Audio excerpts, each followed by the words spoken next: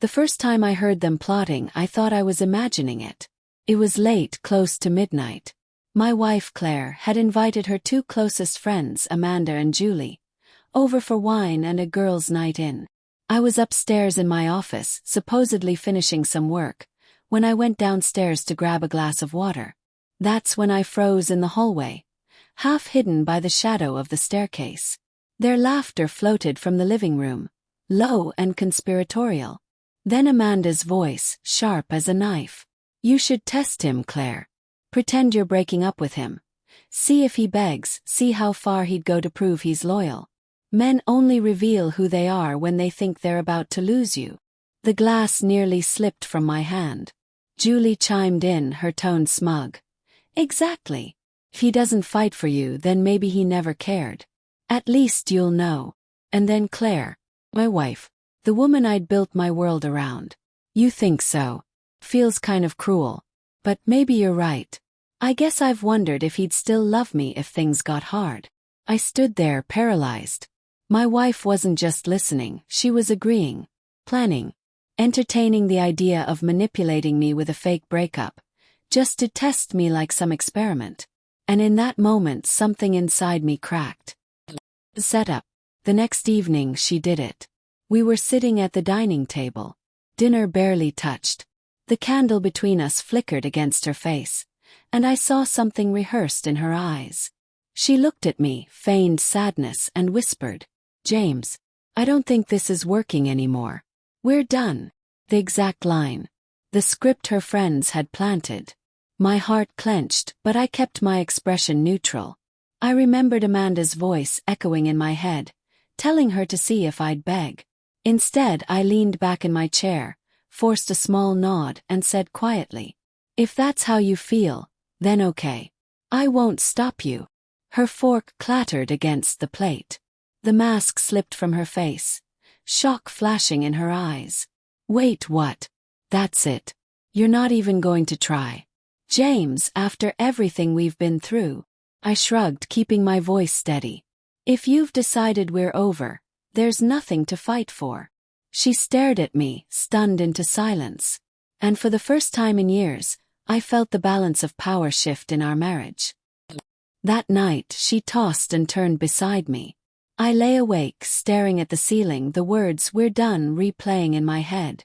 Did she think love was some cheap test? That breaking my heart was a game to prove loyalty. The betrayal wasn't the fake breakup itself. It was knowing she'd conspired with her friends, that she'd doubted me enough to put on this twisted performance. Over the next few days I played along. I was colder, quieter. I stopped initiating conversations, stopped reaching for her hand. It didn't take long for her facade to crumble. One evening, she cornered me in the kitchen. Her voice trembled. "James, are you really okay with us being done?" I thought. Cut her off. "I thought we were supposed to be partners, Claire. I thought we trusted each other." She flinched like I'd slapped her. The confrontation. A week later, I couldn't hold it in anymore. I waited until her friends came over again. I invited them, in fact, acting casual, pouring wine like everything was normal. But inside I was a storm. The moment the three of them sat down, laughing like they had no idea what they'd done, I leaned against the doorway and dropped the grenade.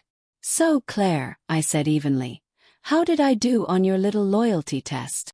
The room went dead silent. Amanda's glass froze midair. Julie's face drained of color. Claire's lips parted, but no words came out. I stepped closer, locking eyes with my wife. "Don't look so surprised.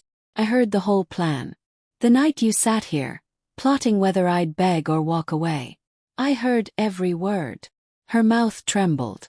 "James, it wasn't supposed to hurt me." I finished, my voice sharper than I intended. "Because it did.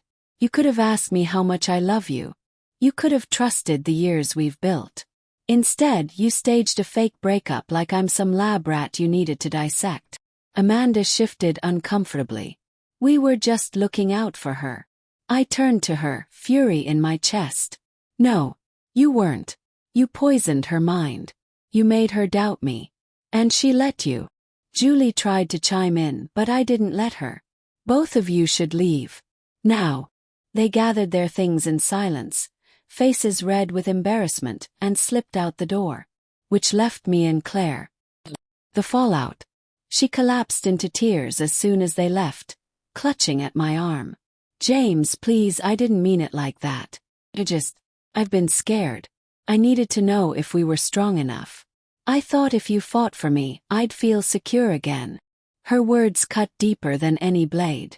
Claire, I said slowly, if you don't know by now, nothing I do will ever convince you. My love isn't a test to pass. It's a life I've given you, every single day without question. She sobbed harder. I made a mistake.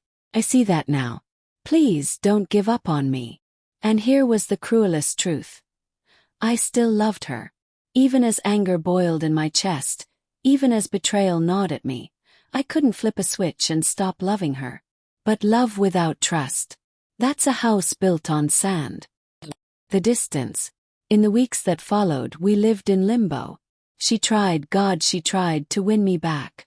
Breakfasts in bed, long apologetic texts, unexpected date nights. But every time I looked at her, I saw that moment at the dinner table. We're done.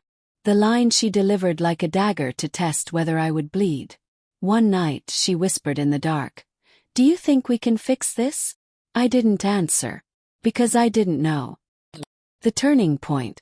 The breaking point came a month later.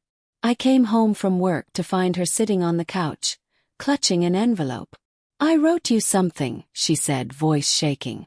Inside was a letter, handwritten, raw, desperate. She admitted everything. Her insecurities, her fears, the influence her friends had over her, and the crushing guilt she'd felt since the moment she spoke those words. "If you leave me," she wrote, "I'll understand.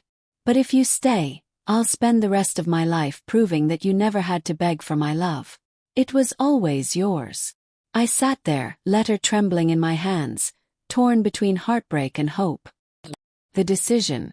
I wish I could tell you I forgave her instantly. That we kissed, cried, and rebuilt our marriage overnight. But real life isn't that simple. I told her I needed space.